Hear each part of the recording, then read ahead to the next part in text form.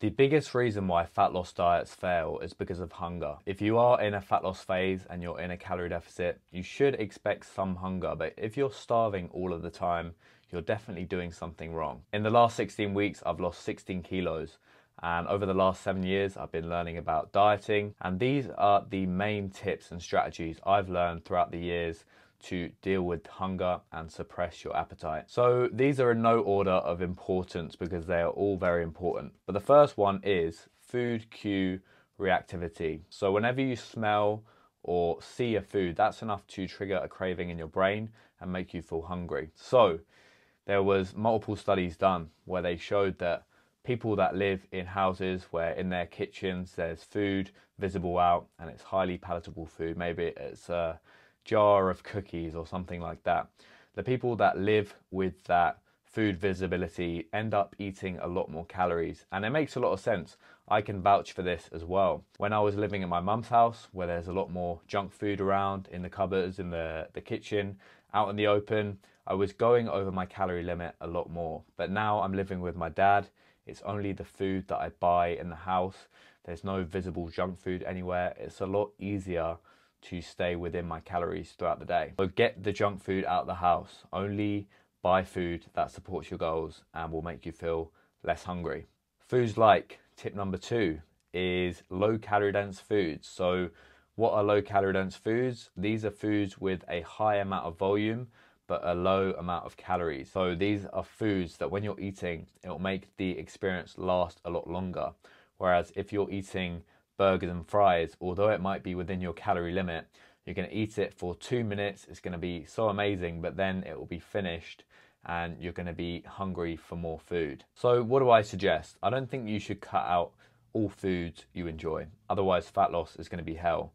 But what I would suggest is bulking up your meals with these low calorie dense foods. So what I've done a ton on my diet has been eating massive bowls of salad. So I'm eating like 1 kilo bowls of leafy salad with other vegetables, and after eating that you're so full. Like, this actually makes it hard to reach your calorie goal for the day. Also, foods like fruit, things like watermelon and strawberries have 30 calories for 100 grams, and when you compare that to something that's really highly palatable, let's say Ben & Jerry's ice cream, for 100 grams of Ben & Jerry's ice cream is something like 250 calories, so almost 10 times the amount of calories with the same amount of volume. So throughout the whole day, with every single meal that you have, you should be thinking, how can I make this meal more voluminous and less calorie dense? Another trick I've been using is, instead of a dessert, what I'll have is this sugar-free jelly. So there's a brand that I really like in the UK. It's called Hartley's, and 2 of those sachets,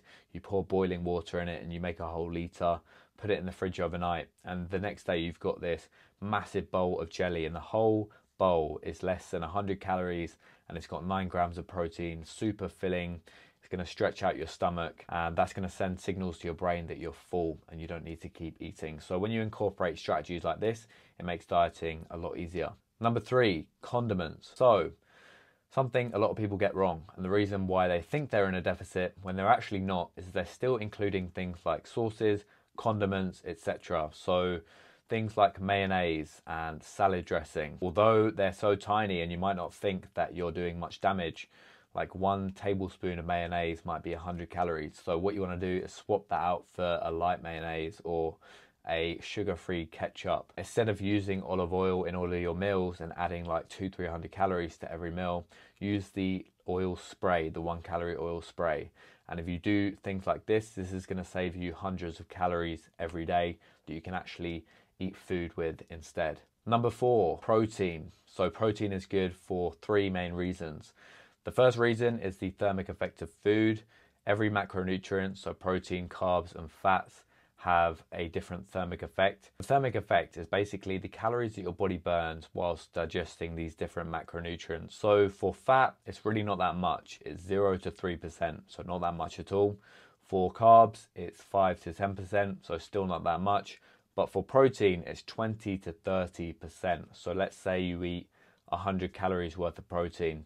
20 to 30 of those calories will be burned through digesting that protein because it's a different shape and your body has to break it down and use energy to digest it. Another reason why it's good is it helps you build muscle and retain muscle, especially whilst you're in a calorie deficit.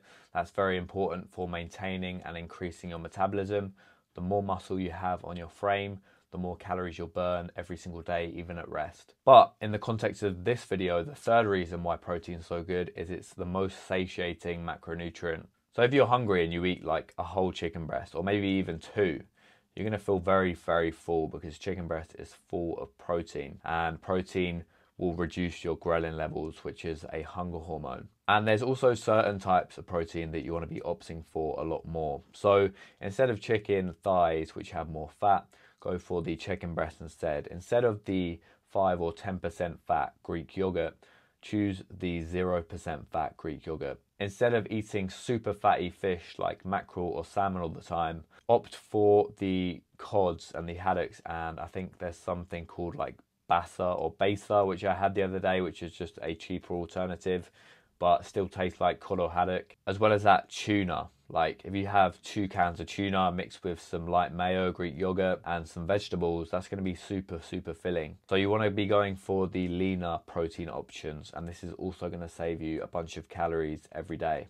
Number 5, liquid calories. So liquid calories are a complete waste. Things like fruit juice, frappuccinos, milkshakes, fizzy drinks. Liquid calories do not have a satiating effect at all, but they're still full of calories. And if you have 1 or 2 of these things every day, that can add up, and you can be adding hundreds onto your daily total every single day. So if you cut this out, that's gonna save you a few hundred, and you can eat a meal instead. I actually remember seeing a video of Eddie Hall. He was world's strongest man at some point, and now he's like a celebrity in the UK. But to bulk up for his strongest man competition, he was drinking cranberry juice because it allows you to get a ton of energy, a ton of calories, with not much of a satiating, filling effect. So if you want to be less full and have more calories in your diet, drink things like fruit juice. But if you want to be more full and have less calories in your diet, avoid liquid calories. So what should you drink instead? So obviously water. We all need water to survive, but to make it a little bit less boring, I like using the 0-calorie squash pods, and that makes it a bit sweeter and reduces my cravings for something sweet. Also diet drinks. There's no actual studied negatives of drinking artificial sweeteners. It's all bullshit, so don't listen to that. So you can have maybe a diet drink and those squash pods every day. It's gonna reduce your calories by a lot, and you're still gonna be getting that, you know, nice taste from the sweetness of these drinks. Also, something that I've been doing recently in my diet, which has helped me drink a lot more water, is every morning, it's a part of my morning routine now. It's stacking the habit of chugging a litre of water with taking my creatine. So not only am I getting the filling, hydrating effects from the water, which is good for fat loss, I'm also getting the benefits in the gym from taking the creatine monohydrate. So I would definitely suggest buying some creatine and doing that every morning. I would also suggest buying a metallic water bottle. So before I was only drinking like 1 or 2 litres a day. Now I'm drinking 3 to 4 because this is just a constant reminder. As well as that, I'm not getting any of the negatives from drinking out of plastic all the time as well, which is also good. Number 6, eat high satiety carbohydrates. So what are examples of low satiety carbs? So things that don't help you feel full. Things like pasta. I could eat easily like 3 or 4 plates of pasta, especially if my dad's making it. He's an Italian and a chef, so he makes the best lasagna, bolognese. And after the first bowl, I just want to get a second and a third, and it's very hard to stop. As well as that, things like rice, cereal. After you have a bowl of these, it just makes you more hungrier, or that's the case for me at least. So instead of having these types of carbohydrates, you want to be opting for more high satiety carbohydrates. Things like fruit. I eat a lot of fruit on my diet. Oats are great because you cook them in water and they soak up water, so they're more voluminous. They've got a lot of fiber in them. Boiled potatoes, I think they are the highest satiety carb out there. Popcorn, obviously not the ones from the supermarket that are covered in sugar, but the ones you cook at home, very satiating as well. You can have a ton of that and it's going to fill you up. Number 7, avoid highly perishable foods. So these are foods like donuts, ice cream. I'm getting hungry just as I'm saying them because I'm deep into my cut at this point. But when you have these foods, Oreos, things like this, when you have one, you just keep wanting to have the next one and the next one and the next one. And it's very hard to switch your brain off, and it's going to make you go crazy, and you're likely to end up binging. So it's better just to avoid these foods in the first place. And rather than buying those types of foods, buy the low calorie substitutes. So things like Halo Top ice cream, or if there's a dish that you really like online that you miss and it's traditional to your family, or you just really enjoy the dish, go on TikTok and type in low calorie, high protein version of X dish, and it's gonna give you an amazing recipe that tastes almost as good as the one you enjoy normally. Also, we have things like Ninja Creamies, which can make whole pints of ice cream with like 300 calories and 40 grams of protein, and you can put Oreos and cookie dough in there. So there's a lot of substitutes nowadays that we're very lucky to have. So substitutes the foods that are super highly perishable for these kinds of swaps instead. Number 8, increase your energy expenditure. So on my cut, I've been doing 15,000 steps and an hour of cardio every single day. And that burns around 1,000 plus calories. So that allows me to eat a lot more.